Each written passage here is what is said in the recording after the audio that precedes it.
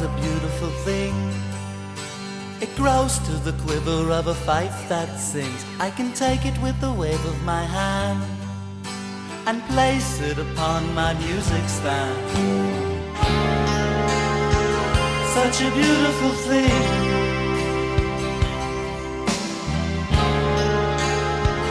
Such a beautiful thing. Hello, everybody. Thank you for joining us. I want to give a special hello and thank you to those of you who are now watching this as a prepared video. We publish all of my videos on YouTube and BitChute and Rumble. So be sure to subscribe to whatever platform you watch these videos on. Somewhere down there, there's a subscribe button. Please click it and consider leaving a comment. Always love to read the comments. I hope you watch more of our videos. We have hundreds of videos. We've been putting the Sunday Gathering talks up on these platforms for many years now. So there's descriptions for every video. You can go through and read the description and see if it interests you. Most of the videos are around 25 minutes. So watch away and then leave comments so we know what you think. Okay, I'm going to start with the definition. Let's start with the definition of miracle. I don't mean the definition that A Course in Miracles gives us. I mean the definition that the dictionary gives us. So the dictionary says miracle, a surprising and welcome event that is not explicable by natural or scientific laws and is therefore considered to be the work of a divine agency. Okay, I can stand behind that. That is pretty good. Surprising and welcome. I like that. A happy surprise. Let's say that. They're a happy surprise, a welcome event. And they defy the laws of the physical world. The thing I want to add about that today, and what I want to focus in on today, is that miracles are not rare supernatural events. And a lot of people bring that idea with them when they start studying A Course in Miracles. They think of the miracles that are related to us from the Bible stories. And, you know, there was the healing of the sick that Brother Jesus did, and there, of course, was the miracle of his own resurrection. And, you know, the Bible is great, telling us those stories.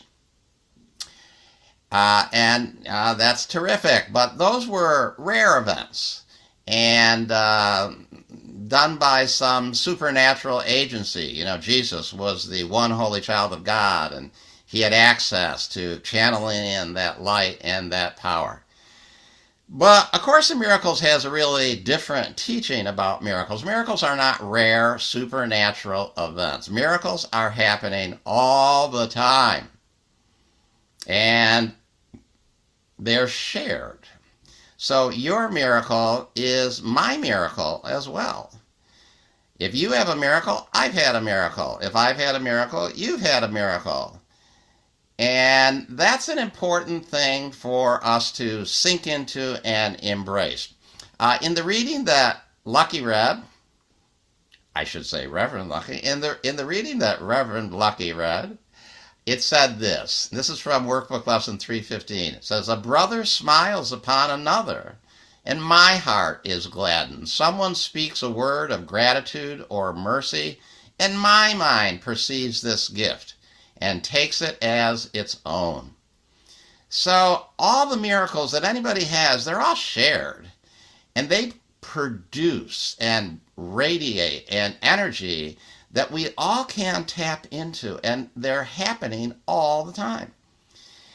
You know, I remember the very early days of my study of A Course in Miracles, so we're going back almost 40 years, and we used to meet, you know, it was way before the internet, so of course we generally met in people's homes or sometimes in public places. In the early days, it was mostly people's homes. And I remember that very common that the ways that we used to start the meetings was by people going around in a circle. Maybe there'd be 8, 10, 15 people there, and everybody would share a miracle that they had the past week. And I used to love that. It was just a wonderful, happy way to start a meeting. It brought the energy way up. And then this unfortunate thing happened. Certain A Course in Miracles teachers began to be very vocal about the fact that we didn't understand miracles, and what most people were calling a miracle was not a miracle. So then we used to start the meetings by sharing a miracle, but there would be those students who felt they were advanced students who would be a buzzkill and tell us that that's not really a miracle, that's not what a miracle is. And so within a short period of time, just people stopped doing that. Nobody wanted to be corrected. And I just think it was just kind of really unfortunate. And I think it was really inaccurate. And what the inaccuracy was that the people who criticized it thought the thing that was being related by the members was the miracle. But the miracle was in the joy and the love that was being shared by everybody. That was the miracle. And I've always tried to bring a little bit back, bring us back to that time when we can share things that feel wonderful and happy and joyful and miraculous to us, and we can do it without feeling like we're going to be corrected or judged, and that it's all a miracle. And the miracle is in the joy and the happiness that we feel. Miracles, as I said, they're not rare supernatural events. They're everyday events. There's a day-to-dayness about the miracle, and that was in that quotation that I read that Lucky also read. A brother smiles upon another. So it's just a smile between brothers and sisters and sisters and sisters. Just a smile is a miracle. A word of gratitude or mercy is a miracle. And notice that it said a brother smiles upon another. It doesn't say that a brother smiles at you. I mean, that's a miracle too. But the miracle is a brother smiled upon another. I wasn't necessarily involved. And it's still a miracle that I can claim. And it's miraculous energy that I can resonate with. I think a powerful part of the practice for me is to feel that overwhelming abundance of miracles. Just think about how many brothers are smiling to each other right now. I mean, millions and millions of brothers and sisters are sharing a smile or a welcome or a greeting or an open-hearted hello. Those are all miracles, and they're all radiating an energy of miracles, and we can connect with that energy. And these things do not have to be happening in front of our eyes. We do not have to be aware of them. They can be in another part of the world. They can be in another time. They can be in another universe. They can be in another dimension. They can be anywhere. And they're still a miracle, and they're still radiating that miraculous energy, and we can tap into it. Course in Miracles says you are being blessed by every beneficent thought of any of your brothers anywhere. And anywhere means anywhere, everywhere, all throughout time and space. All. Every beneficent thought. Beneficent, great word. It means generous or a good deed. Any generous thought, any good thought, any kind gesture, any good deed of charity, any expression of love radiates miraculous energy. In the beginning, I read the dictionary definition of miracle. Course in Miracles gives us a pretty solid definition of miracles in the miracles principles that start the book, that start the text. And miracle principle number 3 doesn't wait long. Number 3 is pretty early. It says miracles occur naturally as expressions of love. The real miracle is the love that inspires them. In this sense, everything that comes from love is a miracle. So miracles are expressions of love. When somebody asks you what a miracle is, try to remember that. That's what the Course actually says they are. They're expressions of love. That's why the smiles and the good deeds and the wonderful gestures, they really are all miracles. And as the miracle principle number 3 says, everything that comes from love is a miracle. Everything that comes from love radiates loving, miraculous energy out into the world. And it is our job to tune in to that frequency of radiating miraculous energy. Draw the goodness and the healing into our own experience. Do it anytime. Do it every time. That's what it's all about, I believe. You know, there is an idea that is popular in quantum physics, and I'm going to talk about it a little bit today. It's called quantum entanglement. I'm not the greatest expert in quantum physics, but I think I kind of got a grasp on quantum entanglement. So let me see if I can explain this to you.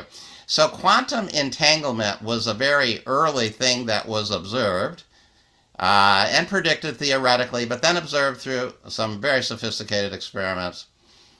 And what this is that subatomic particles, that means electrons, photons, protons, neutrons, those kind of things, subatomic particles that are in the same system, maybe spinning with the same atom or in the same mass, their properties are related to each other. Their properties affect the properties of others in that system. Their properties match each other. What affects one affects the other. They are entangled. That's the word somebody came up with. But then an interesting thing happens, is that you can separate those subatomic particles by great distances.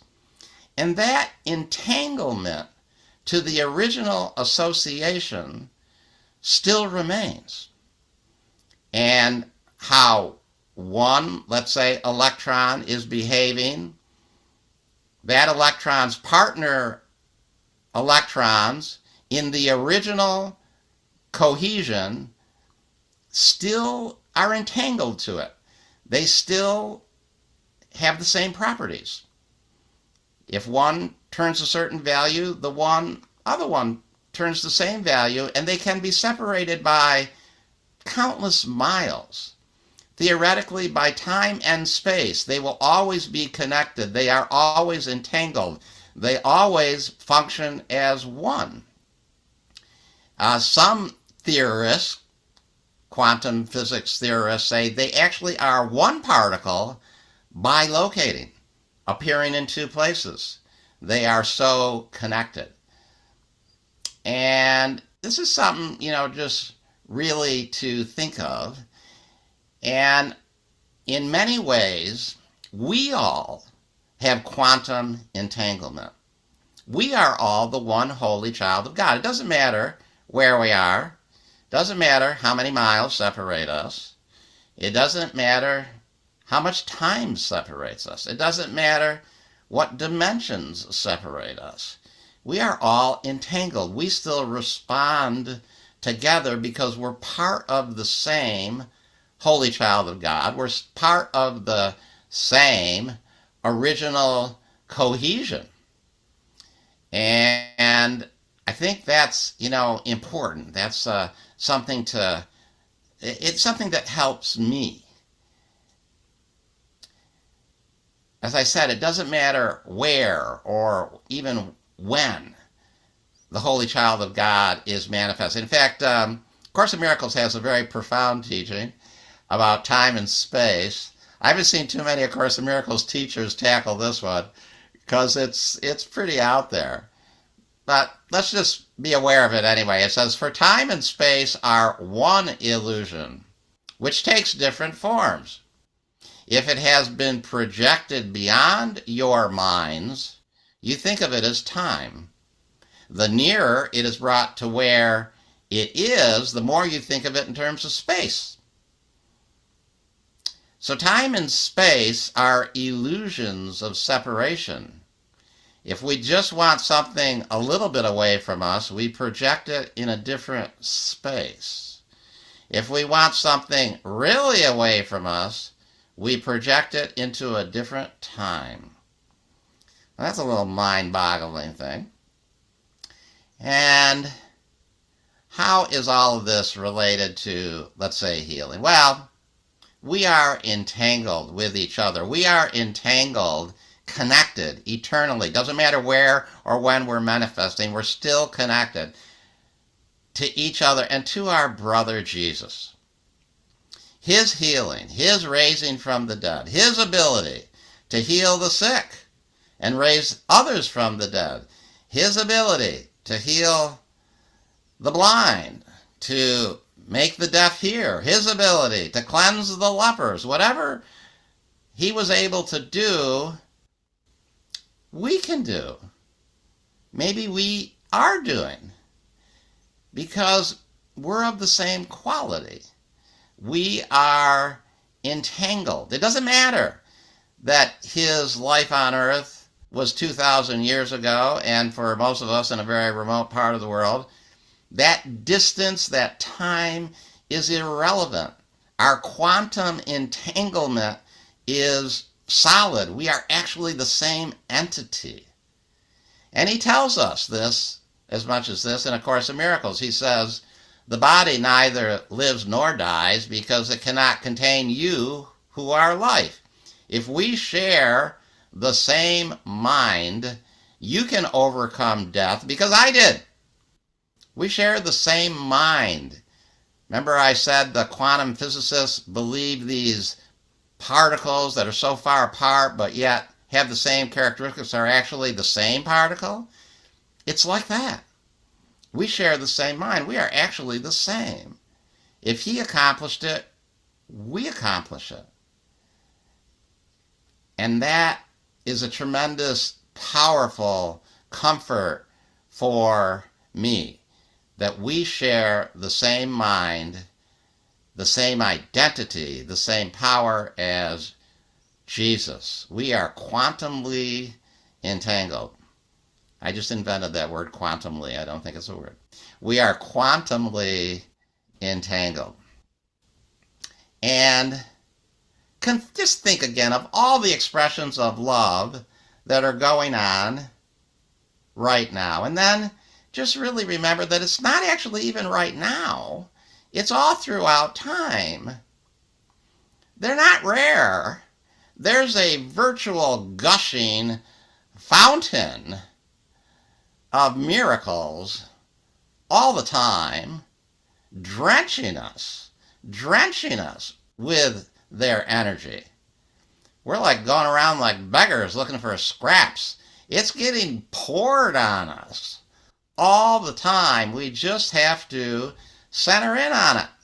Again, in that reading from Workbook Lesson number 315, great lesson, says, each day 1,000 treasures come to me with every passing moment.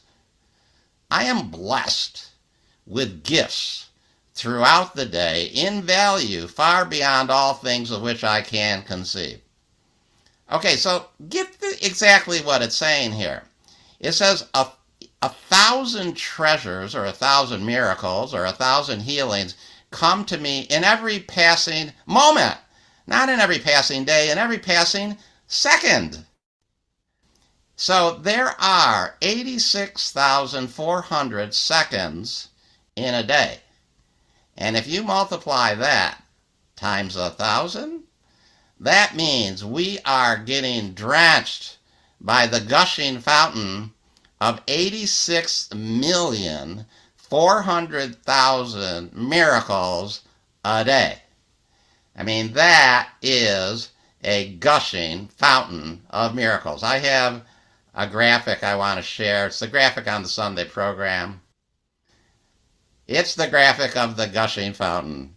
I mean, that's what's going on. We're getting drenched in miracle energy all the time. All we've got to do is resonate with it, accept it, tap into it, understand our oneness, understand who we are, the holy children of the divine. Let that love rain on me, as the great song by The Who once said. Love rain on me. Miracles rain on me. Drench me. It's happening now. It's happening all the time. And, that's the image that I got this week. Another quote from Lesson 315 that Reverend Lucky read. It says, I thank you, Father, for the many gifts that come to me today and every day from every son of God. My brothers are unlimited in all their gifts to me. Again, it's that same idea. All of the brothers and sisters everywhere, not even just in this time, not even in just this dimension, in this world, in all the dimensions, all of them, every smile, every gesture of kindness, every gesture of loving openness and help is radiating miraculous energy. And it's all gifts to us. And all we got to do is tune into it. I believe this is the formula for really living a miraculous life. Feel yourself getting drenched by the gushing fountain of miracles. That's my talk for today. Thank you very much. Woohoo!